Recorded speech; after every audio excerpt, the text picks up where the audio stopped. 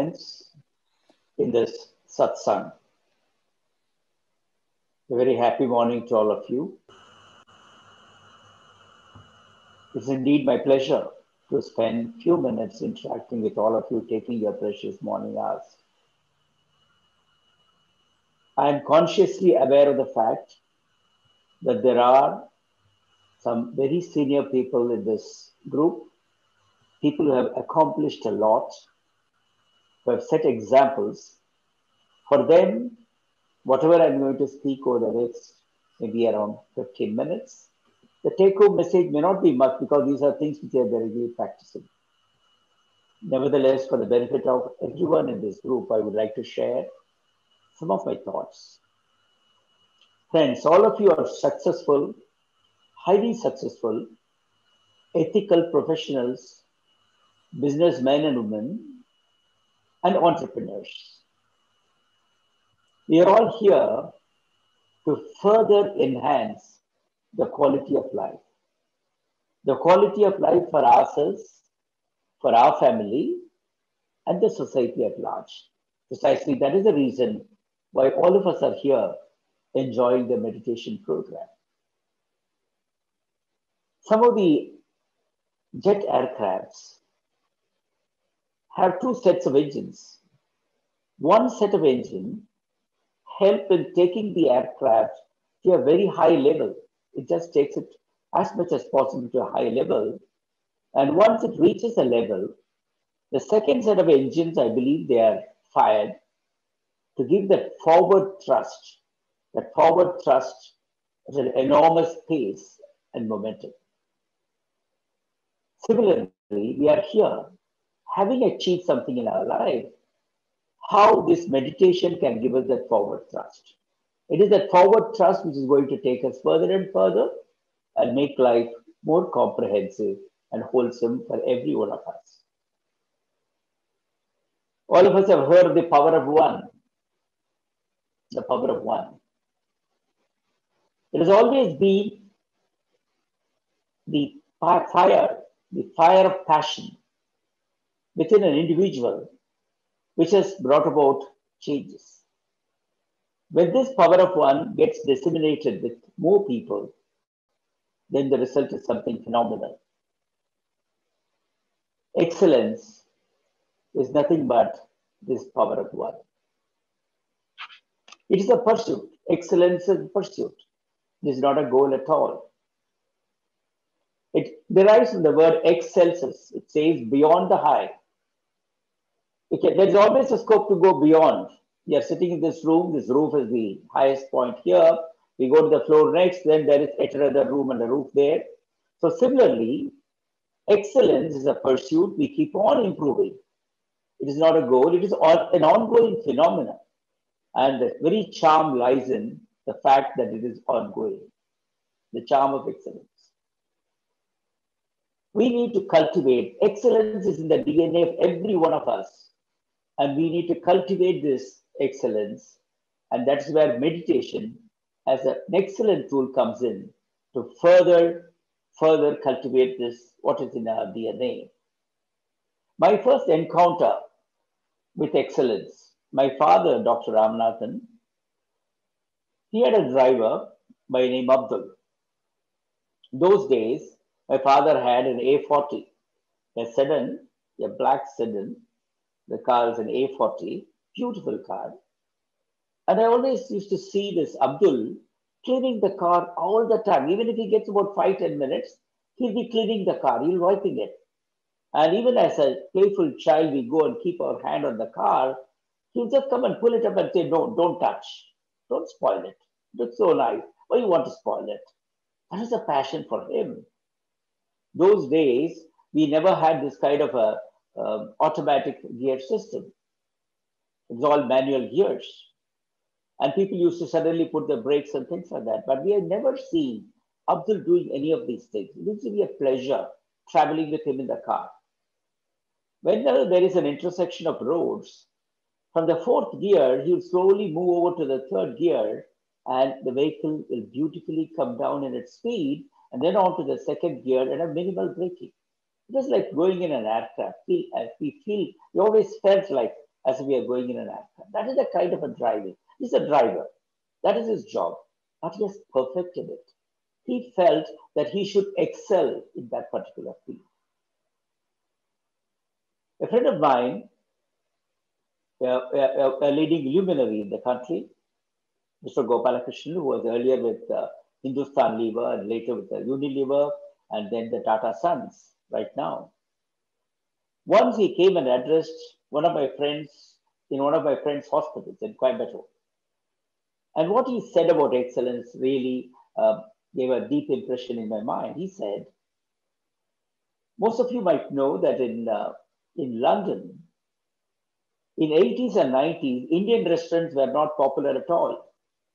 People never used to go to an Indian hotel or a restaurant. They always go to either a Japanese restaurant or a Chinese restaurant. Taj had a hotel there, and they started in early 90s a restaurant and named it as Taj Koilon. Koilon, some of you might know, is in Kerala.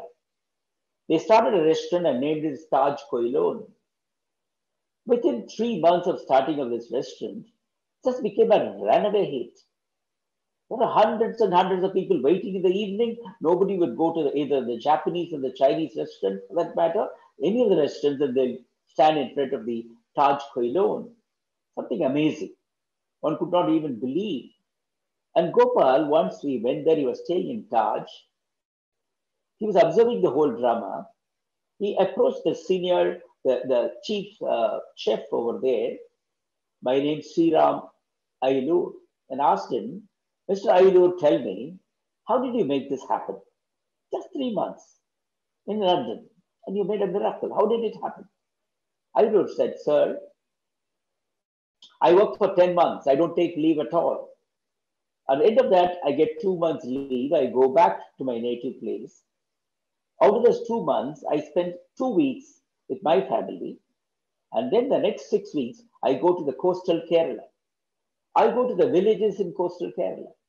I stay there with those families. Some of them fishermen, some of them agriculturists. I stay with them. And in the evening, I go and watch in their kitchen how these women are preparing their food. I take notes. At the end of that 6 weeks, believe me, sir, I would have had 10 exotic recipes not known to the world at all. Something which is out of the world. And I come back and introduce in Taj Koilon, and that's where the success lies. That is the excellence, moving towards excellence, that pursuit. He never felt that I am the chef in Taj. He felt I have to keep on improving what we are doing. Again, Gopal was talking about yet another experience. He was posted in Jeddah as a managing director, and the company gave him a Mercedes car. And one Mr. Govindan Nair was his chauffeur. Every time when he parks the car, immediately Govindan Nair will come around running and open the door for him, for Gopal to get down. This was happening and he felt a bit embarrassed, and Gopal said, look, I don't want all these formalities. Why do you want to do this? I can get down. Nair replied, said, sir, you're my boss and I have to give you the respect. But beyond that, the doors of a Mercedes is not like a basket. You don't have to bang it. So I thought I'll just come and help you on this. And even inadvertently, when you open the door, somebody comes and rams. I don't want anything to happen to the vehicle. Sir, permit me to continue with what I am doing. That is excellence. Someone who feels I own this, this is my cause, this is my work, and I will keep on perfecting it. In our own institution, Shankar Eye Hospital, we have some of the finest surgeons working with us. We are blessed with that. Our director, Dr. J.K. Reddy, someone who has mastered cataract and corneal surgeries 20 years back. This guy is just not happy getting 6 results, 100% results. He wants to see beyond what he can do. A lot of research. There is a disease called Stevens-Johnson syndrome, which is basically an allergy to sulfur drug. A nursing staff from Calicut, almost 20 years back, she took sulfur by mistake and the whole body dried up. Whole body dried up, she lost vision. 10 years she's been going from place to place, nothing happened. Then she came. By then, Dr. Reddy had tried with a friend of mine, Jagannathan Nageshwaran of genetics in Coimbatore, he tried making a titanium bridge and a beautiful lens over there. Normal donor cornea cannot be implanted in people suffering from this disease. So he made a prosthesis and named it as Kovai keratoprosthesis. Kovai is for Coimbatore. And then he implanted it on this person, Sarama John from Kerala. Third day, after the bandages are out, this lady saw J.K. Reddy on the corridor and he said, Doc, she could see. For 10 long years, she had not seen her daughter, she had not seen her grandchildren. Now she could see. Wonderful vision. She said, Doc, I have not seen Jesus. You are my Jesus. So that is pursuing excellence, taking forward. Whatever we are doing, how can we move forward? Steve Jobs, when someone asked him, what are you going to do? He never said, I'm going to bring in a computer.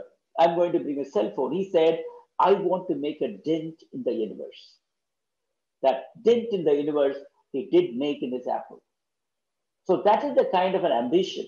Dream big and dream high. Having a small aim is a crime, said Dr. Abdul Kalam. Never have a small aim. It's a crime. Dream big, dream high. And a singular focus. Having dreamt, we need to have a focus. This morning, Chandra was mentioning.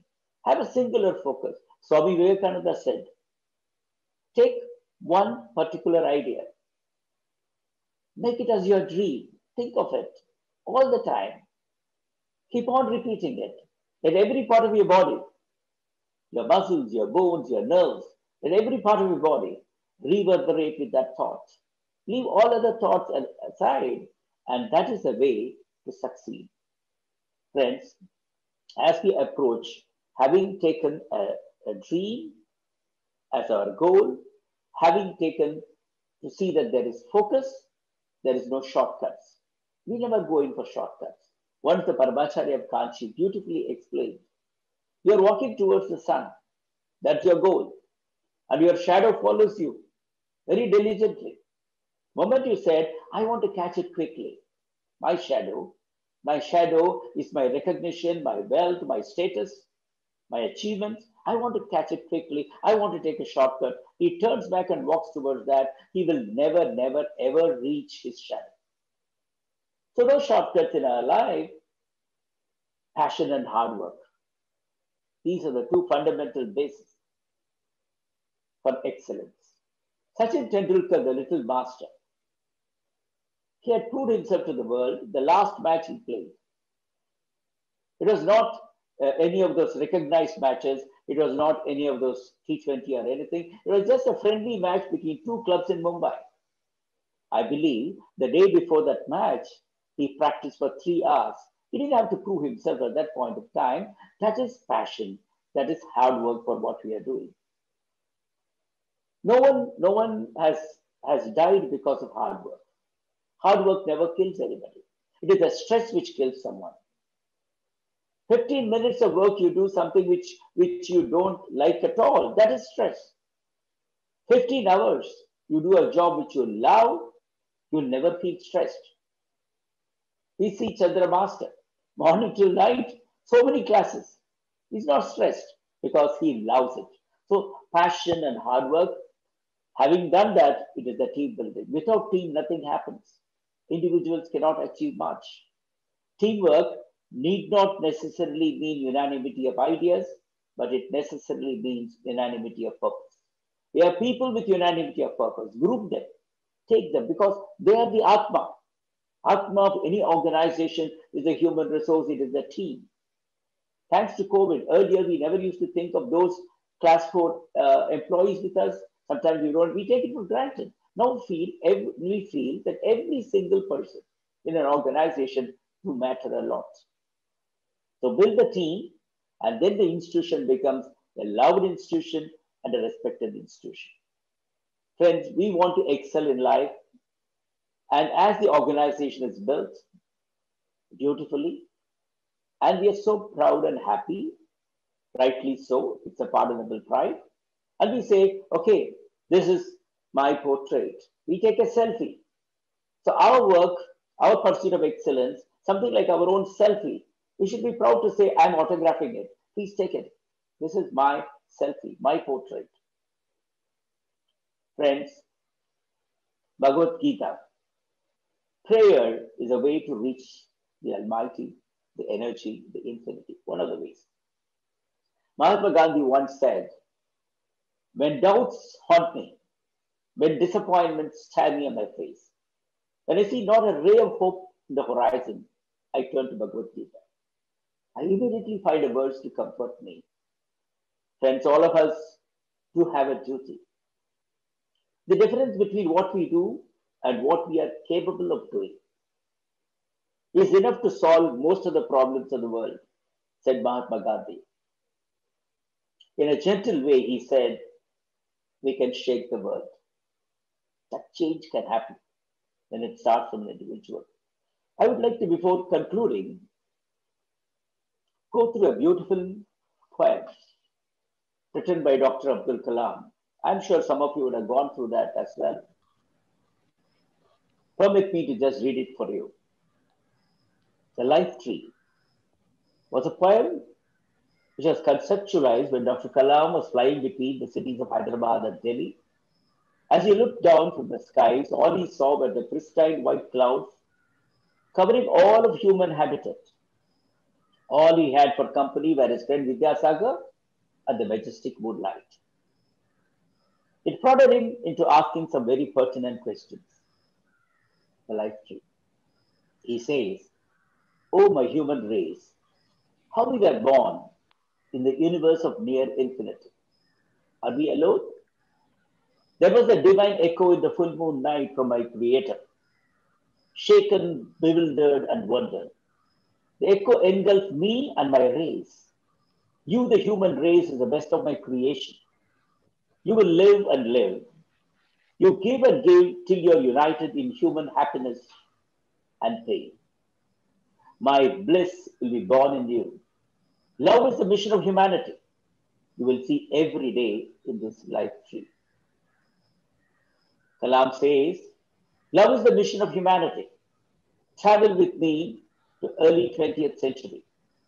Mahakavi Subramanya Bharati evokes this very same creator. With much gratitude, he says, Ettanai Kodi Inbam Vaitai Yareva. In Tamil, he says, Ettanai Kodi Inbam Vaitai Yareva. He says, with the mere 5 elements, you, the Almighty, created this vibrant and beautiful life around me. Mukti endru oru nilai samaittar. He says, salvation is the goal. Bhakti is the journey, says Bharati. Love is the mission of humanity, says Kalam. Are bhakti and love different? Bhakti is love for God, that infinity, that energy, that universal energy, and love is devotion to all of God's creation. He concludes, O human race, come, let us sing the song of creation. Friends, we have been enjoying this meditation, this wonderful program, session after session after session. I can only say that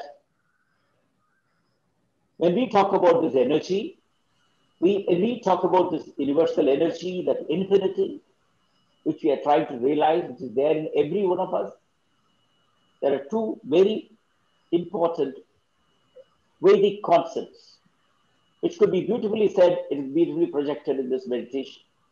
One is Aham Brahmasmi, the first concept of Aham Brahmasmi, and the second one is Vasudhaiva Kudumbakam. Once I have understood that I am Brahmasmi, then I feel Vasudhaiva Kudumbakam, the whole world is one big family.